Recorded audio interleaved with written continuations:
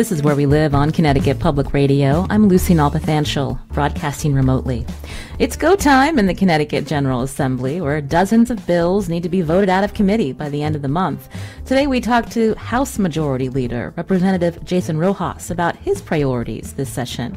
What questions do you have for him? You can join us, 888-720-9677. That's 888-720-WNPR. You can also find us on Facebook and Twitter at Where We Live. Now, Representative Rojas has been a state legislator since 2009, and in January he became House Majority Leader. He's the first person of color to hold this leadership role in the Connecticut General Assembly. Representative Rojas, welcome to Where We Live. Thank you, Lucy. Thanks for having me on. And he's joining us today via Zoom. I mentioned you are House Majority Leader. We had House Speaker Ritter on several weeks ago. We do talk to lawmakers from time to time. But for listeners who don't follow the inner workings of the General Assembly very closely, explain your role as House Majority Leader. Sure. So I'm a state representative, just like any of my other 151 colleagues in the House, representing the same number of people. But elected by my colleagues in the House Democratic Caucus to help lead the caucus along with Speaker Ritter. In my role specifically, it's my job with a team of deputy majority leaders to screen all the legislation that comes out of all the committees up at the Capitol. So in any given week, we might have 150 bills to review, 40 bills to review, 50 bills to review. We review them as a team. And then we actually, our Republican colleagues go through a similar process on their side. And then we get together to negotiate and determine whether legislation should go directly to the floor of the House for final action, or whether it needs to go to another committee of cognizance that might have coverage of something that's included in any particular piece of legislation. And then on the days that we are in the in session over at the Capitol, it's my responsibility to manage the floor operation. So ensure all of our chairs are lined up and ready to take out legislation that we're acting on for the day. Again, work with my Republican colleagues across the aisle to make sure that the day goes smooth. Try to negotiate some deals to move legislation quickly, perhaps limit debate time so that we can get controversial issues done in some amount of time, but still carry on with much of the other work that we're responsible for doing. That's helpful. And Representative Rojas, it sounds like you have a lot of people in your ear for this role. Just about everybody who wants to get something out of the House of Representatives at some point in the session will come talk to me for sure. Now, you represent parts of East Hartford and Manchester. Coming up later, we're going to hear from Hartford Courant State Capitol reporter Daniela Altimari, who wrote a profile of you earlier this year when you were selected to become House Majority Leader.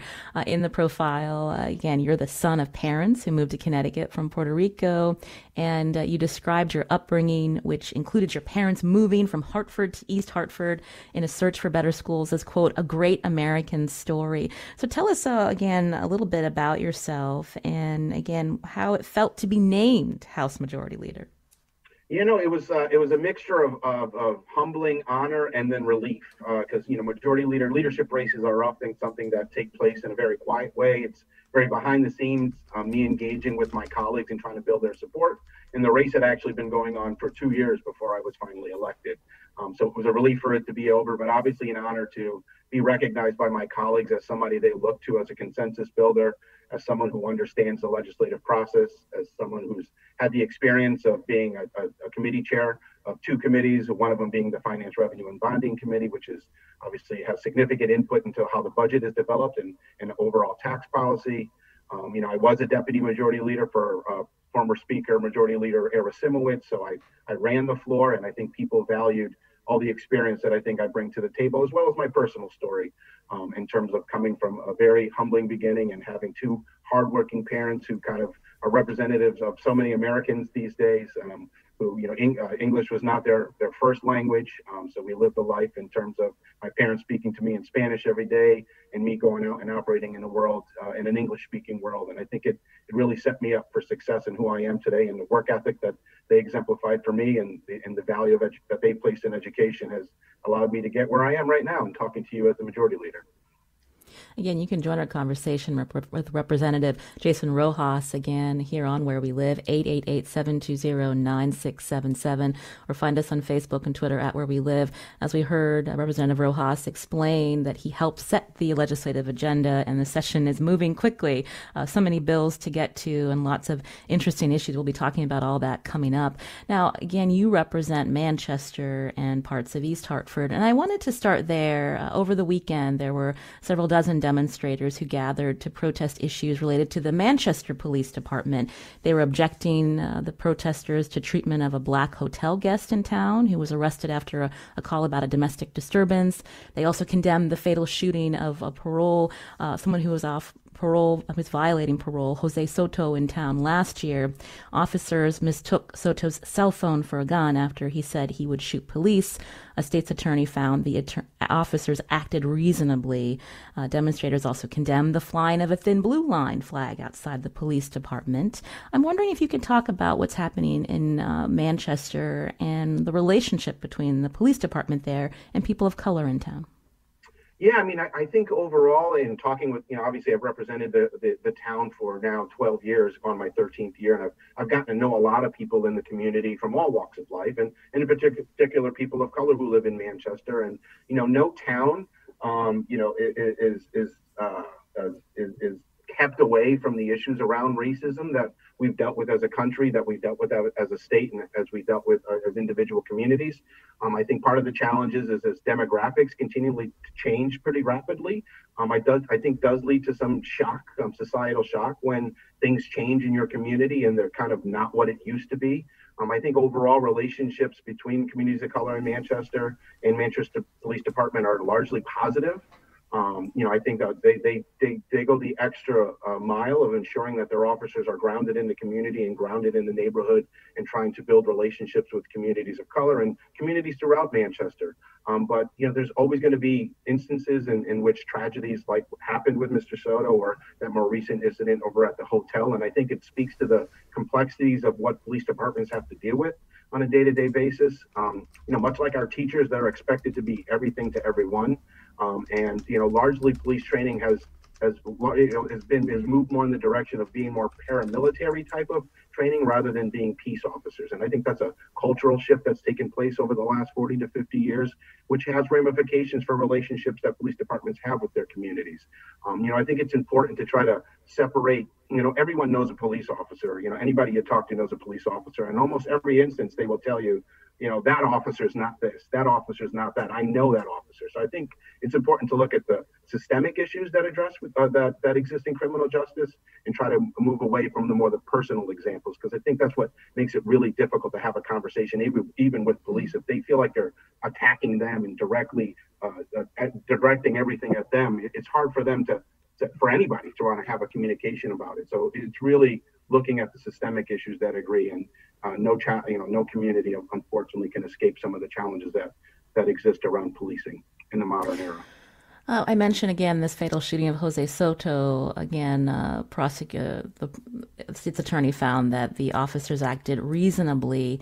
But when we look at this happening and we think about the police accountability law that passed recently, are there more changes that need to happen in how police are trained? And I understand there are revisions that have been approved out of committee related to that police accountability law.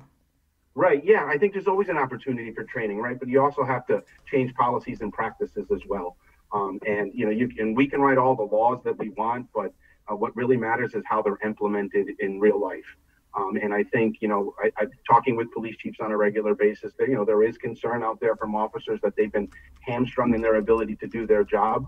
But we also have to continue to look at the other side of it, which has largely been around, police killings. And, even with Mr. Soto, obviously he's of Latino descent, but also there was a mental health issue at play there too. And mental health issues cut across race and class.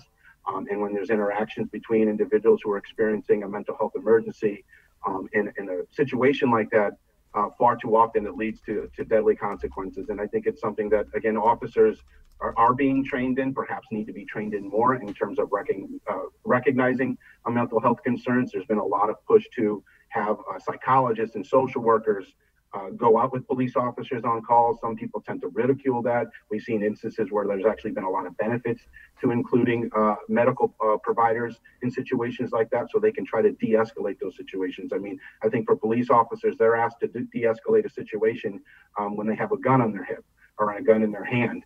And obviously that can lead to really, really terrible outcomes for individuals and for the police officers themselves. So I think there's always an opportunity for improving relationships between our public safety officers and the public that they serve, and recognizing all the nuances that have to go into training our police officers and who they're going to confront on a daily basis.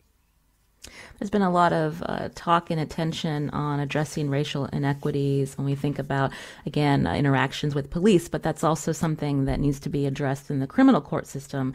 Today, there's a public hearing on new standards for when states' attorneys decide to release people who've been arrested ahead of trial. This bill would also shift the state's attorneys to the executive branch. That could give the governor some sway over the prosecutor's offices. The state's attorneys are against the proposed rules. They say they need independence. This is something that was brought forward by the ACLU that's in favor of new transparency requirements, saying they're needed to bring accountability to state prosecutors. So, Representative Rojas, what do you think about this particular bill? Is it something that's needed? Yes, yeah, I'm sure it is, right? Like anything that we're dealing with these days, there's been a lot of attention paid and a lot more awareness paid to equity and racial injustice and racial imbalance in a lot of the public policy systems that we've set up. The state's attorneys are no different, right? They should be evaluated as well. I think often when we think about criminal justice, we think about it in the context of just police and prisons. But in the middle there is this judicial process that takes place, and a lot of decisions that are being made by very powerful individuals that impact people's lives in ways big and small.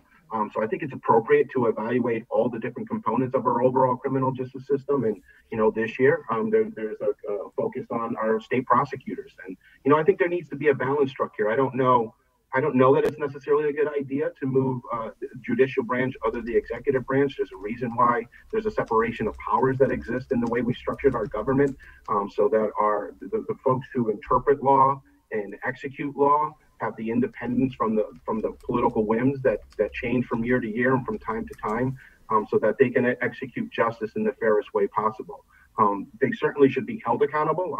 They are very powerful individuals making determinations about people's lives, and therefore should be subject to more scrutiny. And if there's an opportunity to shorten the time that they're in office from 8 years to 4 years, in many ways, that is a different way of holding people accountable. If you're going to be reappointed every 4 years or every 5 years, as opposed to every 8 years, it's an opportunity to evaluate the person's performance, see how they've handled their cases in their judicial districts, and look at the outcomes that are coming from that. And also determining, the bill also looks at setting a number of strict policies around certain decisions that are made by state prosecutors.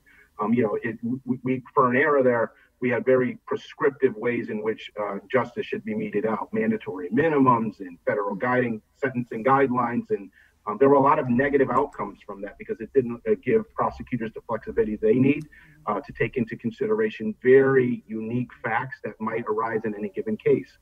So I think it's difficult to put strict guidelines in place and not expect, and take away the flexibility from the state prosecutors to make judgments based on the facts that are before them. And, from any given, even if the crime is the same, the circumstances which are involved in that crime are going to be different. And, there's something to be said about giving consideration to that discretion that they have. Again, there's a public hearing on this particular bill today. It's interesting when we look at how the legislature operates. The public hearing oftentimes can be one of the first steps to really gauge the impact on the community, and it can take several sessions before you see a bill come into law. Representative Rojas, do you see that in particular with this particular proposal, that it's going to take some time to reach compromise? Absolutely right. Is it going to pass as written? Unlikely. Almost no bill that ever gets proposed and goes through the public hearing process ends up, or something as complex as this anyway, ends up looking the same by the end of session. It remains to be seen exactly what will become of this bill, or what components might move forward and what components might need further evaluation. I've gotten out of the business of making predictions given the new role that I have as majority leader, because anything I say here will impact decisions down the road. So I try to remain as objective as possible and look at both sides of the debate. And once a bill gets out of committee, we'll have another opportunity to talk more in depth about what should move forward and what shouldn't. And everything is subject to compromise and negotiation. And I suspect that this bill will go through that process. Let's talk more about the makeup of the General Assembly. This week, Patricia Billy Miller was sworn in as a state senator. The former representative won a special election to replace Senator Carla Leone and to represent Stamford and Darien. She's the first Black person and the first woman elected to the Senate from Stamford. And this will be the first time two Black women have served in the state Senate at the same time. Of course, Bridgeport Senator Marilyn Moore. How significant do you see her election to this particular district, Representative Rojas? Well, first, I'm just so proud of Senator Billy Miller now, too. She is a classmate of mine. We came in together in 2009. So obviously, we've become really good friends over the years, and we've worked on legislation together. We're both members of the Black and Puerto Rican Caucus. We both represent areas that traditionally haven't been represented by a person of color.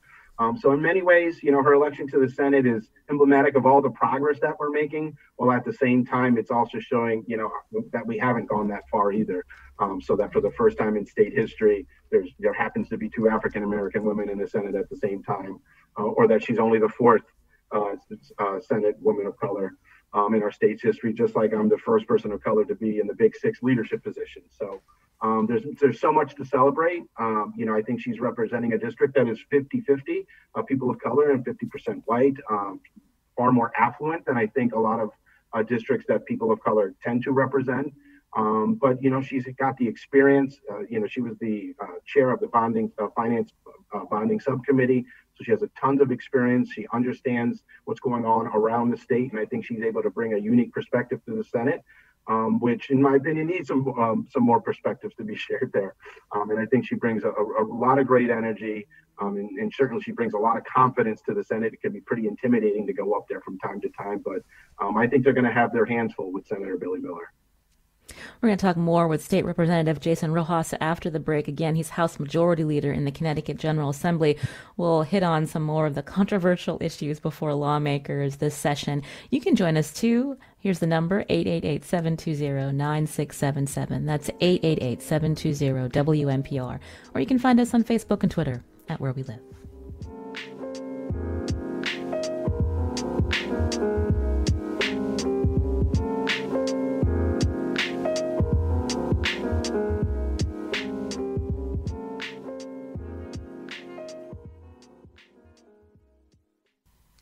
This is Where We Live on Connecticut Public Radio. I'm Lucy Nalpathanchel. One of the biggest priorities before state lawmakers will be passing a balanced budget for the next 2 years, but there are a number of other issues before them too.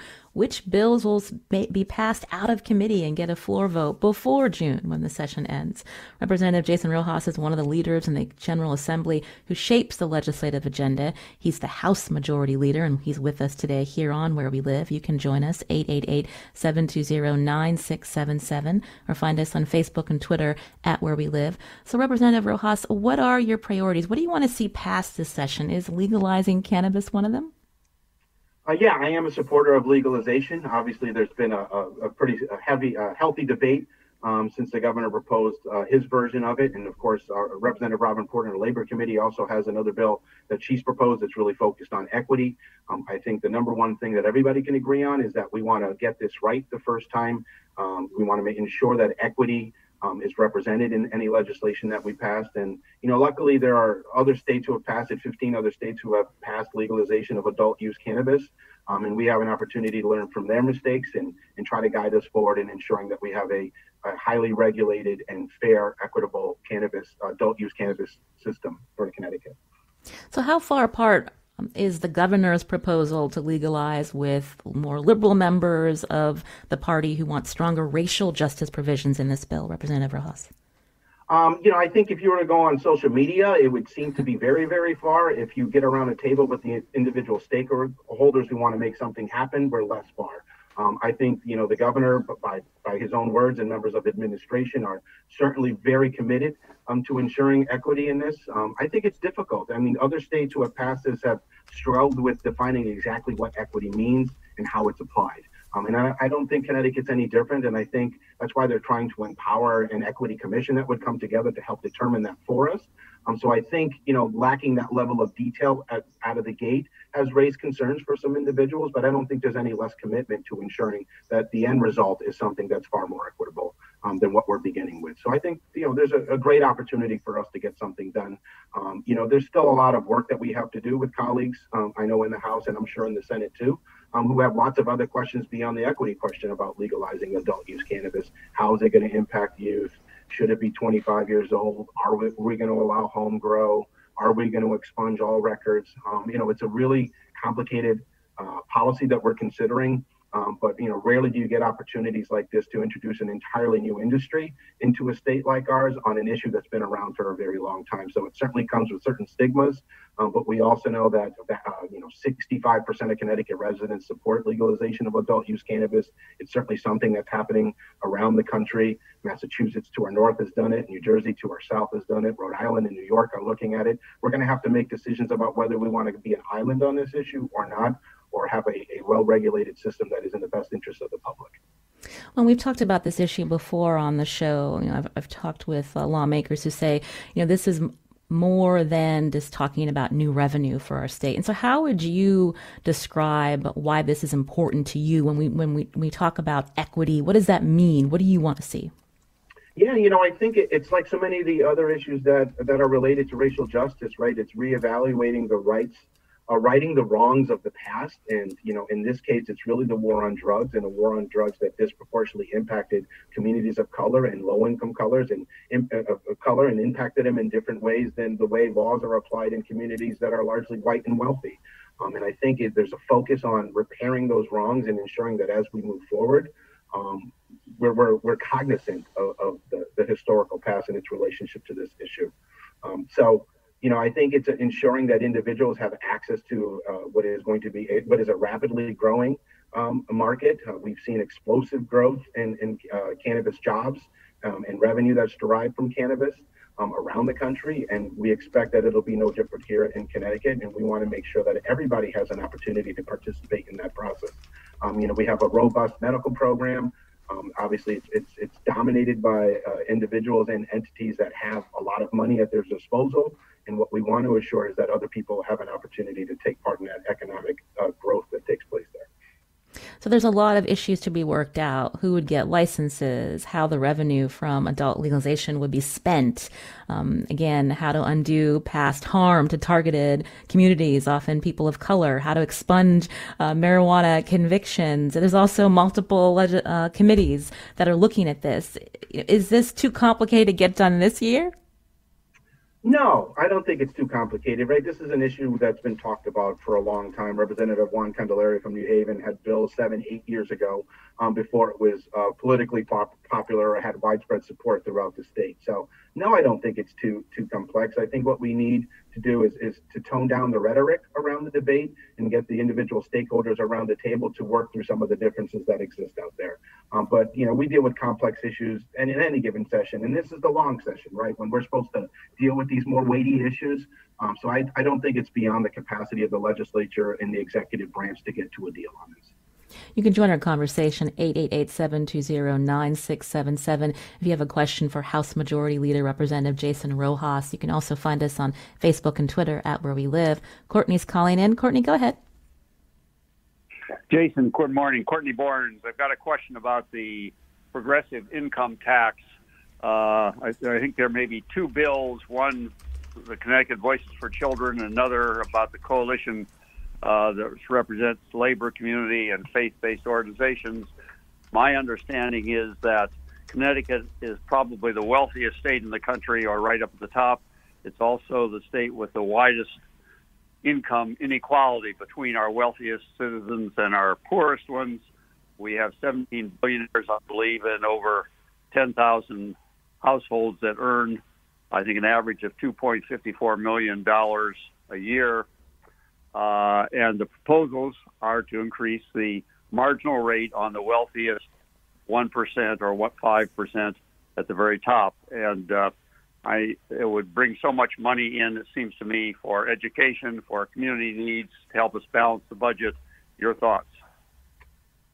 Yeah, Courtney, good to hear from you. Hope you've been well. Yes, I'm aware of those. I've supported progressive income tax increases in the past, and we have done that during my time in the legislature. The challenge we face right now is in 2017, we did put in a number of provisions that would limit our ability to use revenue from certain revenue sources.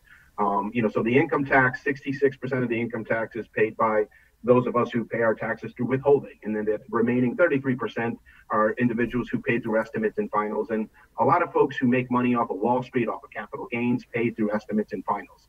That is a very volatile income tax stream.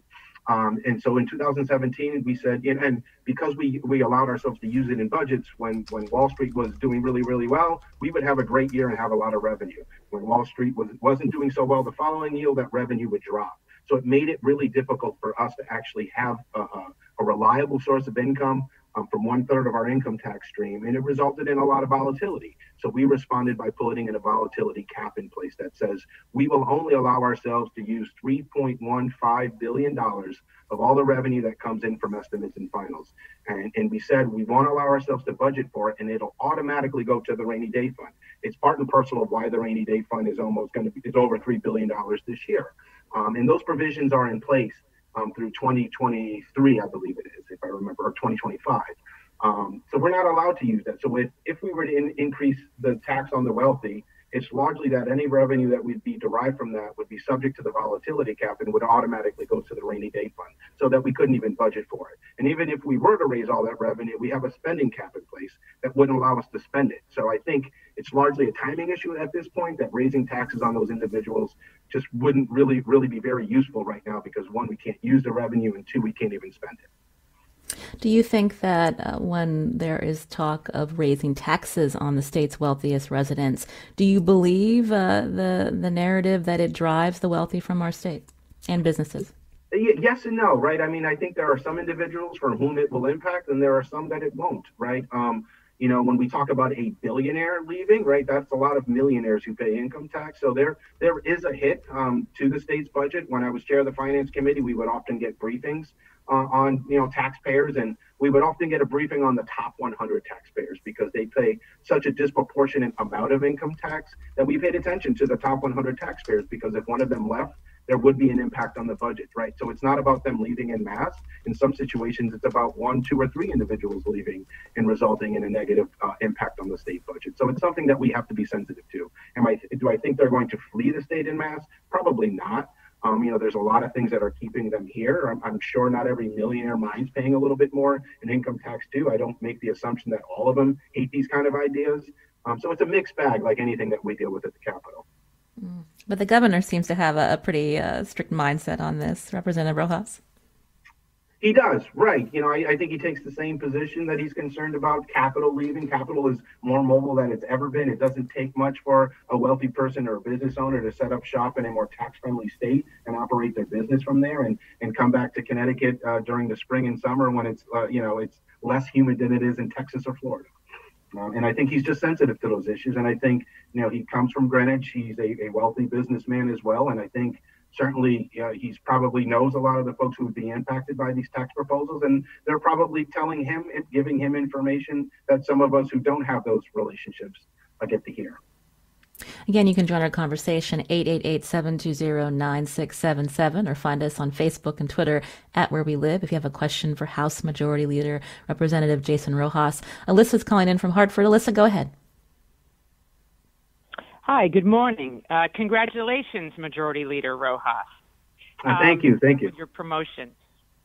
But your day job, that's my concern. You work for Trinity College, an institution that's pretty much walled or gated itself off and from the community, and it's really not participated in the last several years in making the neighborhood area around it a more vibrant or safe one, contrary to what other colleges have done in similar urban settings. So my question is, does your day job conflict with the urban legislative interests of the city of Hartford? I appreciate any answer. Sure, no, not at all. Actually, I started my job at Trinity as the director of community relations, where I spent every day trying to find ways to engage in the community, and I served on the board of Southside Institutions Neighborhood Alliance, which is a 40-year partnership with Hartford Healthcare and CCMC, where we've redeveloped over 150 houses in the community. I work with the Trinfo Cafe, which is an internet cafe that has 15 or 12,000 registered users from the neighborhood who are able to access technology. I've been involved in Dream Camp, which is a free summer camp that the college puts on for 250 kids from the city of Hartford that is completely free in a 6-week full day summer program. So, I think we're actually really connected in the community. I know you used the words walls and gates. We're an open campus. People walk through our campus all the time. Certainly, there are some fences around campus, and they're the subject of much debate. But there's no doubt that there's always improvements that can be made on our part. But we have a lot of strong relationships with individual groups in the neighborhood, with individual community members in the neighborhood. We have a child care center on our campus that's used by both our staff and from people in the community. We give out loans for staff and faculty to buy houses in the city of Hartford. We invest directly financially. We have a Boys and Girls Club that we support financially on campus as well. Hartford Youth Scholars Foundation is on our campus. Intercity lacrosse is on our campus. We have a capital squash program that is comprised of a lot of kids from Hartford who have the opportunity to be on our campus and learn squash and get academic mentoring from our students. So, like anything, there's room for improvement, but I'm pretty proud of the relationship that Trinity has in the community and the standing that we have with many of our neighbors. I wanted to bring up an issue that seems to be getting a lot of attention, especially this year, and that's looking at housing inequities in our state. Representative Rojas, we know that Connecticut is very segregated. I want you to talk with us about, when we think about legislative priorities this session, there are multiple bills looking at housing rights and also changing the way towns zone so that there can be more ability to build multifamily units or apartments. I'm wondering, what is that in terms of your priorities? What do you want to see pass, and why is this important? Yeah, no, I think housing policy is so fundamental to so many other policy areas in the state. When you talk about health inequities, when you talk about educational disparities, when you talk about criminal justice, when you talk about poverty, when you talk about economic isolation, it's all tied to housing and how we redevelop our housing. And the state of Connecticut is not unique in this. This is a national issue. In which we've allowed housing policy to really dictate exactly where people can live together and what kind of neighbor you can have. And that breaks down along economic lines, and certainly it breaks down around racial lines. If you look at the makeup of our schools in Connecticut, they are highly segregated. That's not good for students of color. That's not good for white students either, because they don't have the opportunity to build deep and sincere and genuine relationships with people as they're young.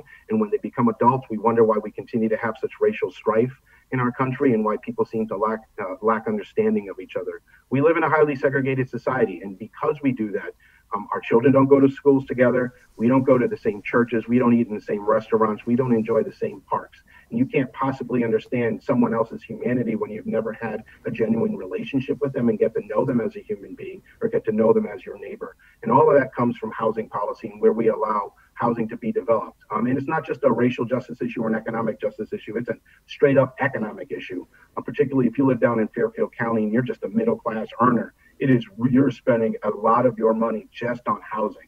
And that obviously has ramifications for the rest of the economy. If you don't have disposable income to go spend shopping, to invest in your child, to invest in yourself, to invest in a vehicle, you're limiting economic opportunity and you're limiting economic growth. And even employers have to make decisions about where they want to build jobs if it's too expensive for their workers to live there.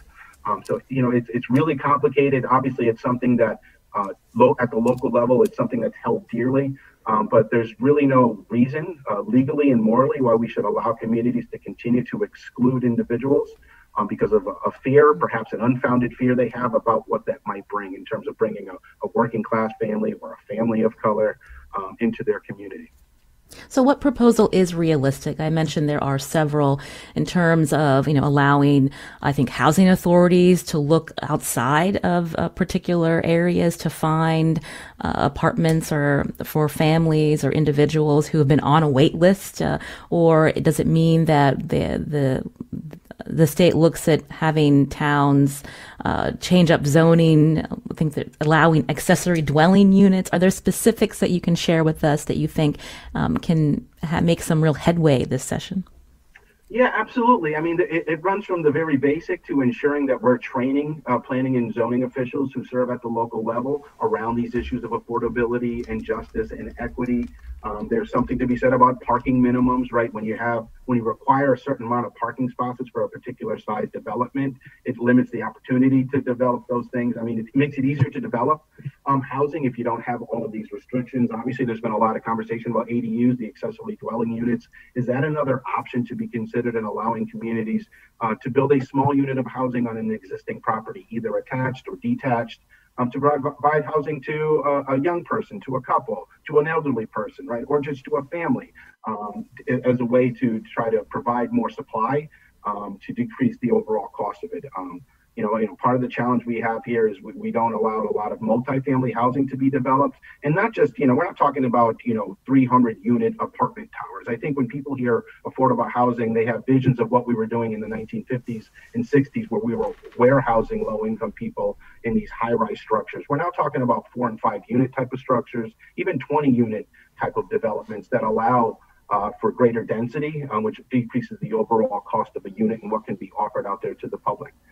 There's certainly the 8-2 is the Zoning Enabling Act, right? There's references in there that zoning officials can take into the makeup, the character of their community, which obviously, something as vague as that is subject to interpretation, depending on where you sit.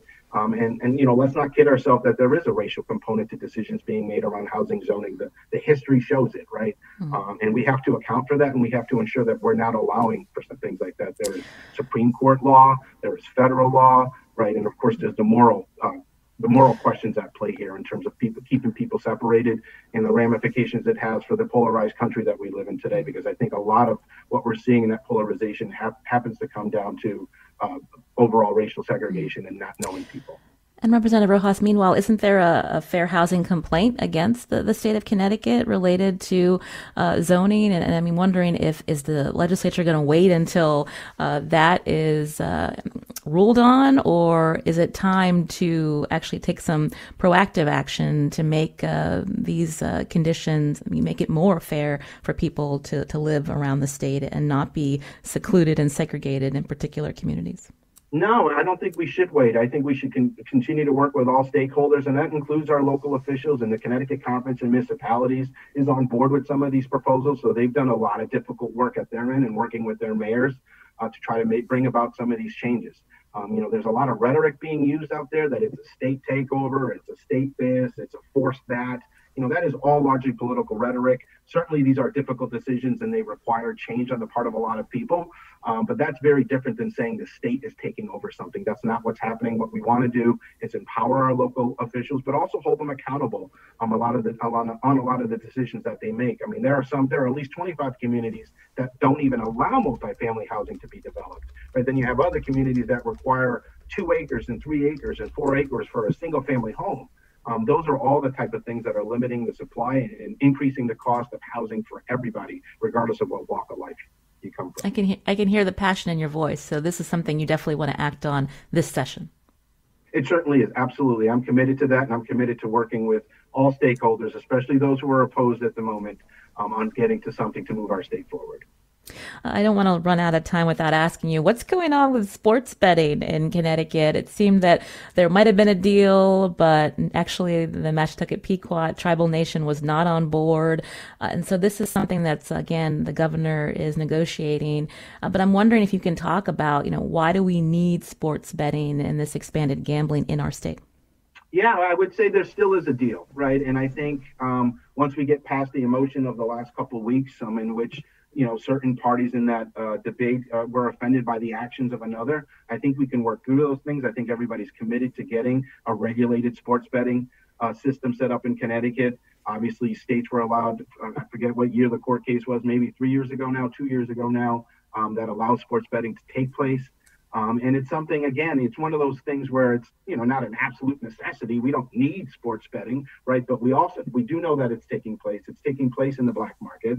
And what we're trying to do is develop a regulated system so people can participate in a process legally. And, there's nothing to be said about earning a little bit of revenue off of that as well. So, they're off on the tax rate on a particular issue on iGaming. And, somebody's coming in at 20%. One of the parties wants 18%. I think it's something that can be overcome, and I think it will be. How is it a deal if the Mohegans and the governor's office are on the same track, but the Pequots say that there's still more negotiating that needs to take place? Don't they need both tribes to agree to this, Representative Rojas? They do, right. So we got another 3 more months to figure that out, right? So at the moment, we have there's 3 parties. 2 of the parties are in agreement and 1 isn't. But, we had an opportunity to speak with Chairman Butler from the Pequots just last night, actually. And, they're working through the pain, I think, that they experienced over what happened, last week with the announcement of this deal and them feeling left out of it, but also negotiating in a very public way when there's something as personal as this is to both the tribes. We've run out of time. We hope to have you back. We didn't even talk about the budget, but there's some important deadlines coming up. We hope to have you back soon so you can talk more about how lawmakers are going to reach the communities and meet the needs of so many. Thank you, Representative Jason Rojas, again, the House Majority Leader of the Connecticut General Assembly. We appreciate your time. Awesome. Thank you. I enjoyed the conversation. Look forward to coming back again. This is Where We Live. I'm Lucy Nalpathanchel. Coming up after the break, some context from Hartford Current politics reporter Daniela Altimari. You can join us too. Find us on Facebook and Twitter at Where We Live.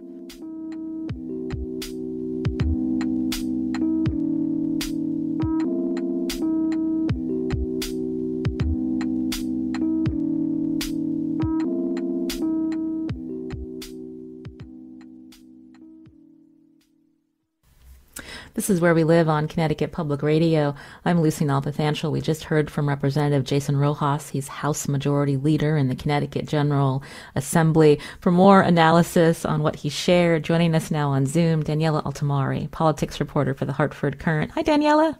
Hi, how are you? I'm doing well. Talking with Representative Rojas, there's a lot of important issues before the legislature. How are they going to get this all done? The clock is ticking.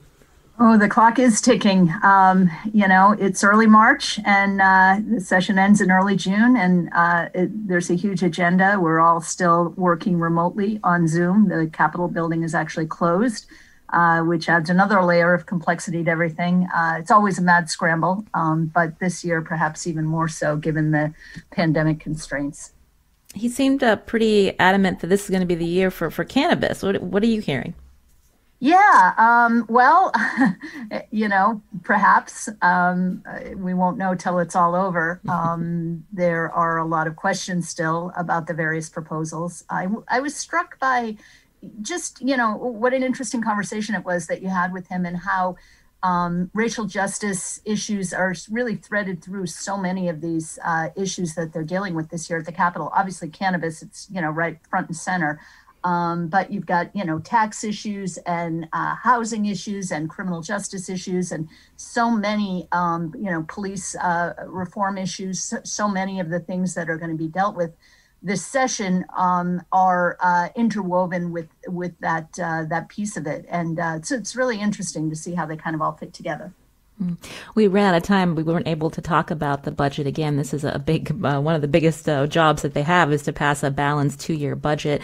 Do you get the impression that there is agreement in the fact that we've got more federal money coming in? This is actually going to make it easy on lawmakers this time around?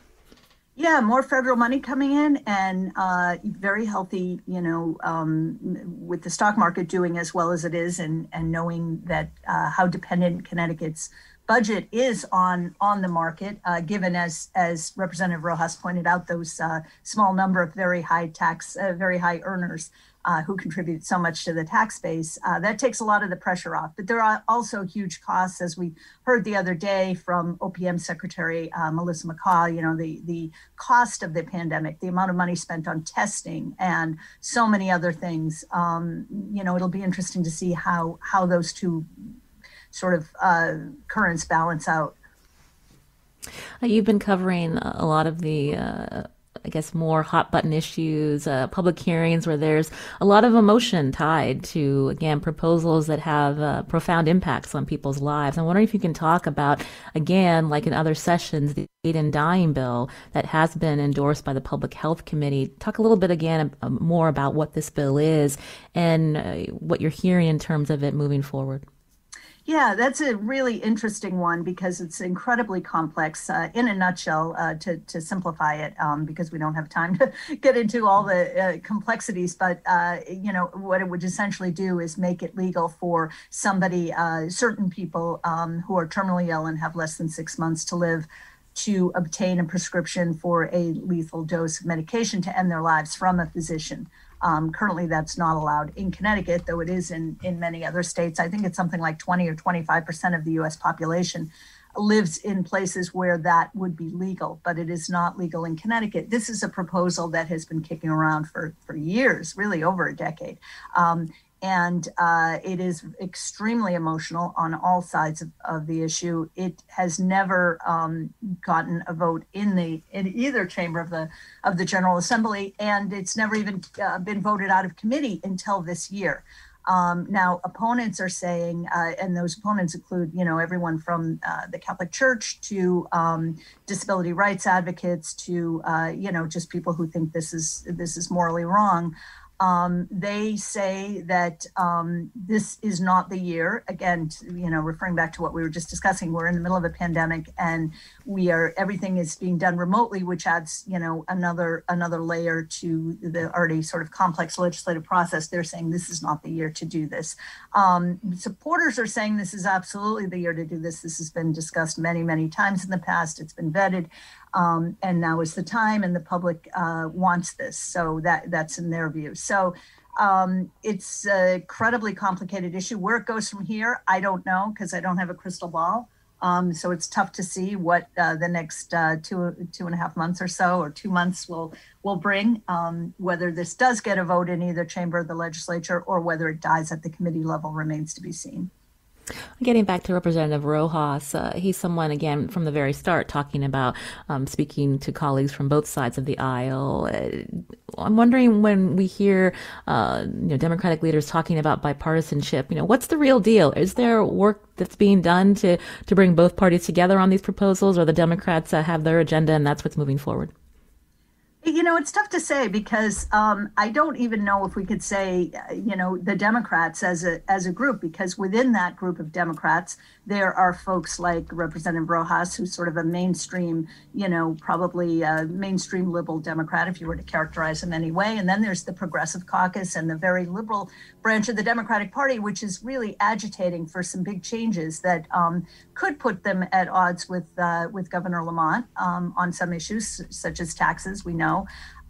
So it's, the typical breakdown of Republicans versus Democrats. It's a little more complicated in Connecticut because the progressive wing of the Democratic Party does have a lot of clout, and there are progressive lawmakers, leaders in that wing who are certainly pushing for things that might put them at odds with the governor. I think, as discussed earlier, on the cannabis legalization, Representative Robin Porter and other leaders of the progressive wing have a very sort of different view of how that should unfold than perhaps other, sort of more centrist Democrats. So it's the political landscape here is complicated and is difficult to sort of just boil down between Republicans and Democrats, because there's a lot of diversity within that Democratic caucus. On the Republican side, perhaps a little bit less so. There is the Conservative caucus, which is more to the right than, some of the other members of the party. But there seems to be perhaps a little bit more agreement on some hot button issues like the vaccine mandate and, some of the other things, certainly on the budget. There seems to be much more common ground, perhaps, among the Republicans. Well, thank you, Daniela Altimari. Our time was short, but you do great work. We'll be tweeting out some links to some of your reporting about so many issues before the legislature. We'll see what passes in just a few months. Thanks for your time. Thank you so much.